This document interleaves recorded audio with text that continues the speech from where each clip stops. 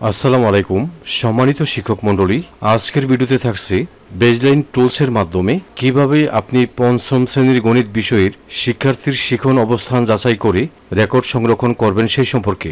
তো পূর্বে আমি বেজলাইন সংক্রান্ত যত ভিডিও দিয়েছি সবগুলো ভিডিওর লিঙ্ক এই ভিডিওর ডেসক্রিপশন বক্সে দেওয়া আছে।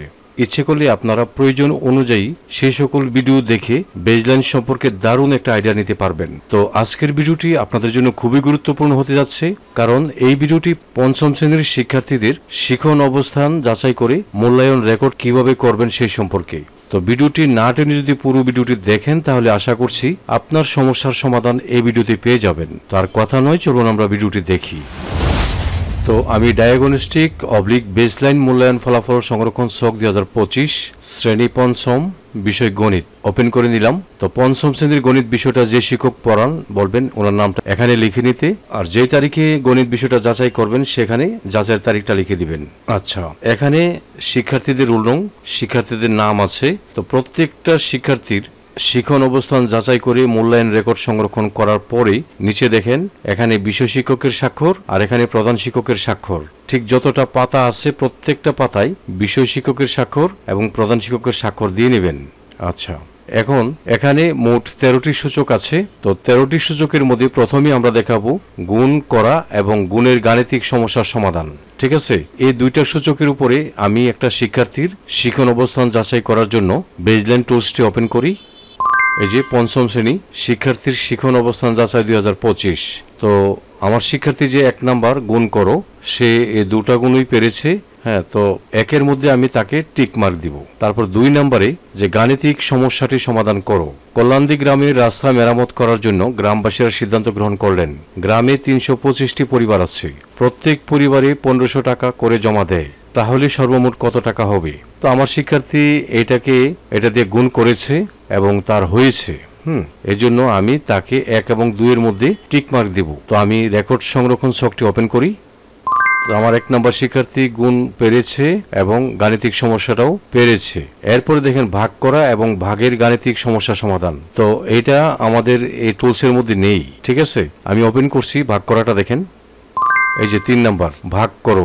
তো আমার শিক্ষার্থী এই ভাগটা পারে নাই, কিন্তু এইটা পারছে। তো দুইটার মধ্যে সে একটা পারছে আর একটা পারে নাই, তার মানে সে 50% পারে নাই। তো এটা কিভাবে আমি লিখবো? এজন্য আমি সংরক্ষণ ছকটা ওপেন করি। তো এটার মধ্যে যদি দুটাই পারতো আমি টিক মার্ক দিতাম, যেহেতু একটা পারছে আর একটা পারে নাই এজন্য আমি ক্রস মার্ক দিব এখানে, আর 50% পারে না এটা আমি এখানে লিখে দিব। পার্সেন্ট দিয়ে লিখবেন। হ্যাঁ, আচ্ছা। তো ভাগের গাণিতিক সমস্যাটা এই টুলসে নেই, তাই এটা দেখাতে পারলাম না। পরবর্তীতে হয়তো সংশোধিত হয়ে আসলে ভাগের গাণিতিক সমস্যা যদি পারে টিক মার্ক দিবেন, আর না পারলে ডাইরেক্ট ক্রস দিয়ে দিবেন, কারণ এখানে কোনো পার্সেন্টেজ নাই। আচ্ছা, এরপরে সরলীকরণ করা। তো এর জন্য আমরা বেজলাইন টুলসটি ওপেন করি। এই যে দেখেন 4 নাম্বার হিসাব করো অবলিক সরলীকরণ করো। তো এখানে যে সমস্যাটা দিয়েছে এখানে দেখেন সেকেন্ড ব্র্যাকেট ছিল না। হ্যাঁ, এখানে আপনারা সেকেন্ড ব্র্যাকেট দিয়ে নেবেন। তো আমার শিক্ষার্থী এই সরলটা পেরেছে, এই জন্য তাকে আমি টিক মার্ক দিব। এই জন্য আমি রেকর্ড সংরক্ষণ ছকটা ওপেন করি, এখানে আমি টিক মার্ক দিয়ে দিব। তারপর দেখেন 4 প্রক্রিয়া সম্পর্কিত সমস্যা সমাধান। এর জন্য আমি বেজলাইন টুলসটি ওপেন করি। এখানে দেখেন 5 নম্বরে এই যে আইটেমগুলি আছে, সে আইটেমগুলির নিচে কিন্তু মূল্য লেখা ছিল না। হ্যাঁ, তো এখন হয়তো কারেকশন করে দিয়েছে, আমি সেখান থেকে এখানে কারেকশন করেছি। আলমারির মূল্য 15,500, টেবিলের মূল্য 5,300 টাকা এবং চেয়ারের মূল্য 2,100 টাকা। এখন শিক্ষার্থী দেখেন ইসলি সরকারি প্রাথমিক বিদ্যালয়ের 3 জন প্রাক্তন ছাত্র স্বেচ্ছায় কিছু আসবাবপত্র বিদ্যালয়ে দেবেন মর্মে সিদ্ধান্ত গ্রহণ করলেন এবং খরচের মোট অর্থ তারা সমানভাবে দেবেন বলে প্রধান শিক্ষক জনাব আয়েশা আক্তারকে আসবাবপত্র ক্রয় করার অনুরোধ করলেন। প্রধান শিক্ষক নিম্নরূপ তালিকা মূল্য অনুযায়ী একটি আলমারি, 2টি টেবিল, 3টি চেয়ারের দোকান থেকে ক্রয় করলেন। প্রত্যেক ছাত্রকে কত টাকা করে দিতে হবে? তো আমার শিক্ষার্থী এটা পারে নাই, এজন্য আমি তাকে ক্রস দিব, কারণ সে একটি আলমারির মূল্য যে 15,500 টাকা, 2টি টেবিলের মূল্য, এখানে একটি টেবিলের মূল্য 5,300 টাকা, 2টি টেবিলের মূল্য হবে 2 দ্বারা গুণ 10,600 টাকা। তারপরে এখানে আছে একটি চেয়ারের মূল্য 2,100 টাকা, তো 3টি চেয়ারের মূল্য 6,300 টাকা। তো সবগুলি যোগ করে যে 3 দিয়ে, তারা যেহেতু 3 জন স্টুডেন্ট, তো প্রত্যেক ছাত্র কত টাকা করে দিবে, তাহলে 3 দিয়ে যোগফলকে ভাগ করতে হবে। তো এইটা সে পারে নাই, এর জন্য আমি তাকে রেকর্ড সংরক্ষণে ক্রস দেব। তো পাশাপাশি আমরা 6 নাম্বারটাও দেখে ফেলি। ঐকিক নিয়মে সমস্যাটি সমাধান করো। 4টি কলমের মূল্য 100 টাকা, তাহলে 10টি কলমের মূল্য কত? এটা আমার শিক্ষার্থী পারছে। প্রথমে 4টি কলমের মূল্য সে লিখেছে 100 টাকা, তারপরে একটি কলমের মূল্য বের করছে, তারপর সে 10টি কলমের মূল্য বের করেছে। তো অঙ্কটি সমাধান করার পরে তার 250 টাকা এসেছে এবং হয়েছে। তো এখন 5 এবং 6 আমি মূল্যায়ন রেকর্ডে কিভাবে সংরক্ষণ করব। তো 5 নাম্বারটা সে পারে নাই, এই জন্য আমি ডাইরেক্ট ক্রস দিয়েছি, এখানে কোনো পার্সেন্ট নাই। তারপরে ঐকিক নিয়মে গাণিতিক সমস্যা সমাধান, সে এটা পারছে। এখন আমরা যাব গাণিতিক প্রতীক ও খোলা বাক্য এটার মধ্যে, এই জন্য আমি বেজলাইন টুলসটি ওপেন করি।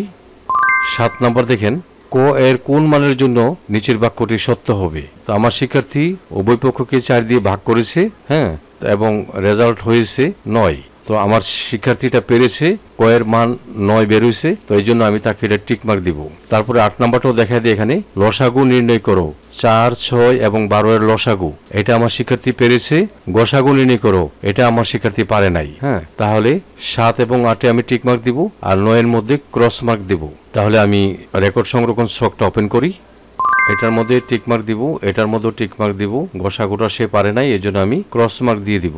আচ্ছা, এবার দেখেন ভগ্নাংশের যোগের গাণিতিক সমস্যা সমাধান। ভগ্নাংশের বিয়োগ করা, জ্যামিতি, বর্গ ও আয়ত। ওকে, এই তিনটা আমি একসাথে দেখাই, তারপর এখানে ফলাফল সংরক্ষণ ছকটি ফিল আপ করবো।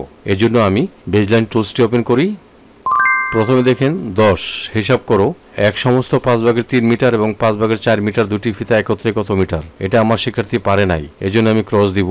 বিয়োগটা পেরেছে আমার শিক্ষার্থী, এটা রাইট দিলাম। তারপরে একটি আয়ত ও একটি বর্গ অঙ্কন করে এদের বৈশিষ্ট্যের মিল ও অমিল খুঁজে বের করে লিখো। তো আমার শিক্ষার্থী একটি আয়ত একটি বর্গ আঁকতে পেরেছে, কিন্তু বৈশিষ্ট্যের মিল অমিল সে পারে নাই। তাহলে এখানে আমি ক্রস দিয়ে 50% দিয়ে দিব। তো 10-এর মধ্যে সে ক্রস পাবে, 11 টিক, 12 হলো 50%। তো এই 3টা নাম্বার আমি কিভাবে মূল্যায়ন ছক ফিল আপ করি চলুন দেখি। তো আমার শিক্ষার্থী এটা পারে নাই, ক্রস দিলাম। এটা পারছে, আর এটা হলো জ্যামিতিটা, এটা অর্ধেক পারছে অর্ধেক পারে না, এই জন্য আমি 50% দিয়ে দিলাম। এখন এই যে 50% দিয়ে দিলাম। এখন মন্তব্যের গড়ে লিখবো, আমার শিক্ষার্থী এখানে মোট 13টা আইটেম থেকে পারে নাই কয়টা? 1টা, 2টা, 3টা, 4টা, 5টা। তো 13টা থেকে 5টা সে পারে নাই, তাহলে আমি 5 গুণ 100 ভাগ 13, তাহলে পার্সেন্টেজটা বের হবে। তো আমি ক্যালকুলেট করে দেখেছি সে 38% পারে নাই।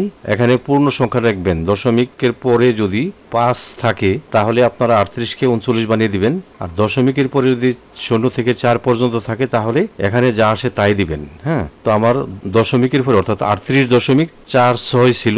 তো যেহেতু এটা 5-এর ঘরে আসে নাই, এই জন্য আমি 38% দিয়ে দিলাম পূর্ণ সংখ্যায়। এভাবে আপনারা পঞ্চম শ্রেণীর সকল শিক্ষার্থীদের গণিত বিষয়ের শিক্ষণমান যাচাই করে এই মূল্যায়ন ফলাফল সংরক্ষণ ছকটি ফিল আপ করবেন।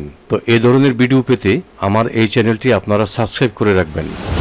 তো এই ছিল আমার আজকের ভিডিও। আশা করি আমার ভিডিওটি আপনাদের একটু হলেও উপকার আসবে। যদি আমার এই ভিডিওটি আপনাদের একটু হলেও উপকার আসে তাহলে লাইক, কমেন্ট এবং শেয়ার করে দিবেন। সেই সাথে চ্যানেলটি সাবস্ক্রাইব করে আপনারা আমার সঙ্গে থাকবেন। আপনারা সকলেই ভালো থাকবেন। খোদা হাফেজ।